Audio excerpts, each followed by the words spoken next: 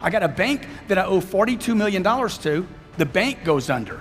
New bank comes in, they don't know me. They're like, hey, let's go. Hello and welcome. Grant Cardone is the CEO of Cardone Capital, an international speaker, entrepreneur, and author of the 10X Rule, as well as 24 best-selling business programs.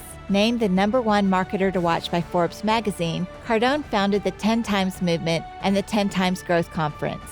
He's been featured on countless media outlets across the globe. Do you dream of achieving greatness in life, but think success is exclusively reserved for others? There's plenty of prosperity to go around, and you can enjoy a surge of success by pushing past your limits. How many believe success is a mind game?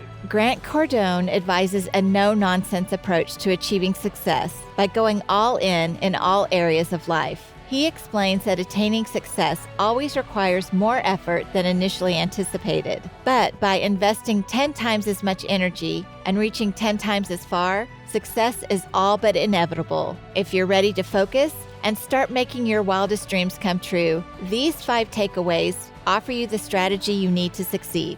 Number 1, to reach your full potential, be prepared to overcome the unexpected. Number 2, in the face of adversity, never hold back.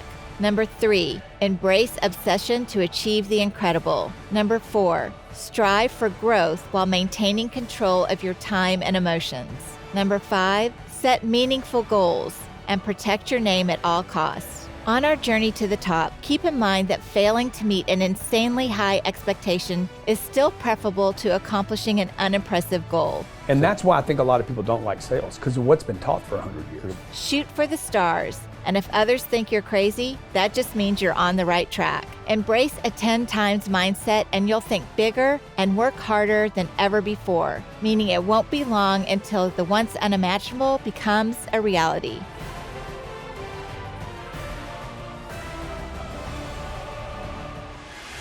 Today, what I want to talk to you about is how to dominate and not compete. The truth is, the fact that Alex could take one of my guys doesn't make him a bad guy. It makes my system weak. I shouldn't resent him because he grabbed somebody out of my organization. Hoorah for him. Would you agree? Shame on me for not having the holes or the links tight enough on my organization that this guy wouldn't leave me. It's not his fault, it's not Alex's fault, it's my fault. Look, if you want to get rich, you want to be really successful. When I say rich, I'm not talking about money. I'm talking about a rich life. Freedom, time with family, choices, get to do what you want. You get to move where you want, go where you want, do what you want. I've lived in Los Angeles, California for 10 years. I was in La Jolla, California for 12 years before that. I left Texas, 0% state income tax, to move to California, was willing to pay the 10.3. I was fine with the 10.3.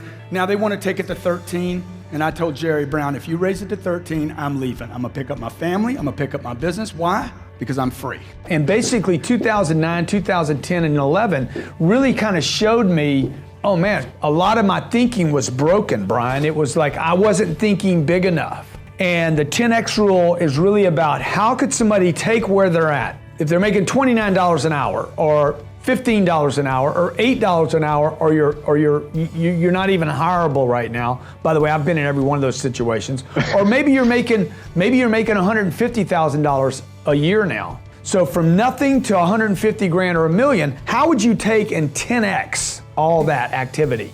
And then while you're doing that, also 10x your marriage, 10x the kids, 10x your time off. How could I have everything? Because frankly, I get sick of hearing about people talk to me about part-time, doing something part-time. A guy pitched me the other day, hey man, if I could just get your help part-time. I'm like, dude, I don't do anything part-time. I don't look at the bad facts. All I do is I start searching. Tell me about wealthy people, facts about wealthy people, anything. What are they doing? What are they buying? It just gets me out of my problem, right? It gets me to think bigger. You know, the first plane I bought this plane because I saw other wealthy people making moves. I'm not an irresponsible person, okay?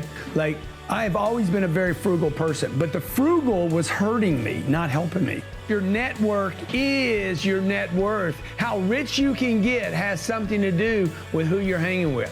How rich you can think has something to do with who you're hanging with, okay? How smart you are has something to do with your surroundings. If you hang out with dumb people, you're going to end up dumb. If you hang out with junkies, you're going to end up being a junkie. You hang out with criminals. I'm not talking about the people that go to jail. I'm talking about all the people at your office right now. that cheat their employer and cheat themselves. You hang out with crims, you end up being a crim. If you want to build a network, number one thing, commit to building a network. A network by definition is not, if you're building a new network, it's not the people you're already with. I think conservative, polite, manners, proper, all the things that I'm basically not. That I even wonder, wow, will I fit in there? Will they accept who I am? But I've had the same problem where I live. Like those things, those social, expectations of, not that I don't have manners, but the social norms, like fitting into something. My whole life I've struggled with fitting in. And so, living there and coming here, this is just like manners on steroids here, proper on steroids, right? Like you have to be proper, a gentleman. I mean, look, my dad died when I was 10, so when you don't have a father, a male image there to drop the belt, because my dad was an enforcer. And I think it changes things. My mom, I remember after my dad died, my mom whipped me. She brought out the belt. And it was a joke. It was like, this is hilarious. Like, I'll never be whipped again, right? So, I was without direction, and I missed that guy directing me, being that mentor and that strong, and then I had my mom just scared and trying to figure things out. So you got a 10-year-old kid, man, a twin brother. So I had a force. We were a unit. We're bored. School didn't help because we're bored.